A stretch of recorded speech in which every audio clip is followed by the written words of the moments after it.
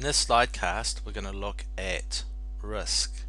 Now, risk is an engineering concept that you really need to understand and be able to use as an engineer. So risk is defined as the effect of uncertainty on objectives.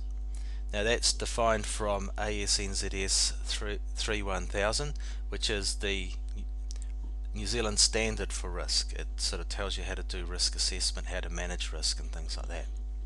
And we'll be looking at that much later on in the course. So let's look at each one of those words in turn. So the first one there is effect. So effect is a change that is the result of an event. So the event might be rain. It might be a rainy day. So there's the change. It's the event that actually happened is it's rained. Now it can be positive or negative. If it rains on a particular day, if you're doing an earthworks project, that's a negative effect because it probably stops you from doing work. On the other hand, it might be that you expected it to rain quite a lot in a particular week and it doesn't, it's nice and fine. So there's a positive effect. So it not raining is the event that we're talking about here, and it's a positive event because we anticipated it was going to rain, that we were going to not be able to do work, it was going to cost us more, we were going to waste time and cost while we were all sitting around watching it rain, but it didn't, it was fine, and we'd be able to get on with the job. So that's the positive effect. If it had rained when we expected it not to rain, that's a negative effect. Uncertainty is a state of deficiency of information, understanding, or likelihood. With civil engineering projects in particular, we have a lot of uncertainty, a lot of stuff we don't know. That's what uncertainty is, what you don't know or what you're not totally sure about. You don't know if it's going to rain on a particular day. You can look at the weather forecast the night before and they'll say that there's an 80% chance of rain, but you don't know for sure that it's going to rain until the particular day, and if it's raining then you know. So that's what uncertainty is. And there's a lot of uncertainty in civil engineering projects, which is why there's a lot of risk associated with engineering projects.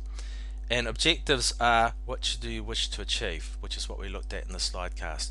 So we want to bring it in on time, we want to do it at the minimum time, we want to do it with the minimum cost, we want to achieve the quality, we want to provide what was required, we want to do things safely, we want to minimize effects on the environment. So all those things are our objectives. So when we're looking about risk, you're asking yourself, what are the things that are going to stop me from doing this? Now there are some things that you know for sure. You know that if you don't pay for your insurance, you won't have your plant insured and you won't be able to work, for example. So there are things you know for sure, and you obviously, part of management is to make sure that those things that you know could stop you are taken care of. But it's the stuff that you don't know. And here's some of the uncertainties we've got. These ones on the left are related to the project team. So the client, the consultant, the contractor, the three parties involved in a project. Each one of them doesn't know 100% how the other one's going to go. It might be that the client is going to be changing his mind all the time. Every time he changes his mind, it involves more time, it involves more cost to everyone else, to the project.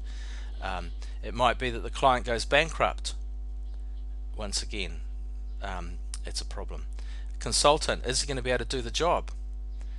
Is he going to produce a design that meets the quality requirements? Is he going to be able to produce a design that comes in within budget? And that's the same with the experts that he hires. The contractor, is he going to be able to do the job? Is he going to have the resources to do the job? Is he going to have the skilled people to do the job?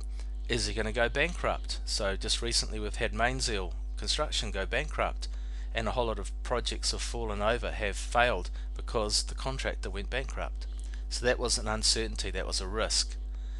There are the workers and the machinery that are actually doing the work. The workers, are they having a bad day?